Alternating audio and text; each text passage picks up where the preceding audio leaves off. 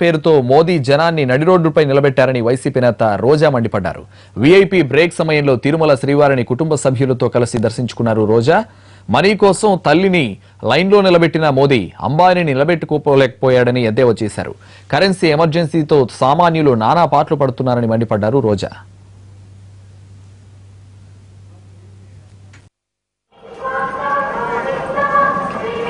దేశంలో ఆర్థిక ఎమర్జెన్సీ సృష్టించి ప్రజల్ని భయోత్పాదన చేస్తున్నారు, హడలగొట్టేస్తున్నారు.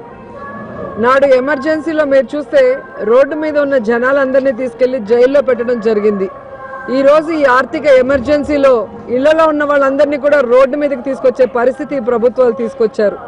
పేదవాళ్ళకి, మధ్యతరగతి వాళ్ళకి, అమాయకులకి ప్రభుత్వం రోజు రోజుకి సమస్యలు తగ్గించాల్సింది పోయి రెట్టింపు చేయడం చాలా బాధాకరమైన విషయం.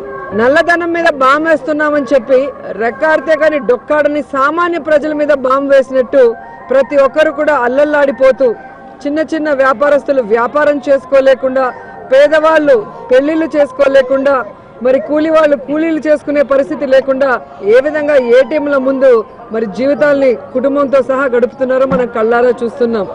ఈరోజు ఈ భయం నుంచి బయటకు పడక ముందే మళ్ళీ బంగారం మీద దాడులు అంటూ మళ్ళీ ప్రజలందరినీ కూడా భయాందోళనకు గురి చేస్తున్న ఈ ప్రభుత్వాన్ని చూస్తుంటే మరి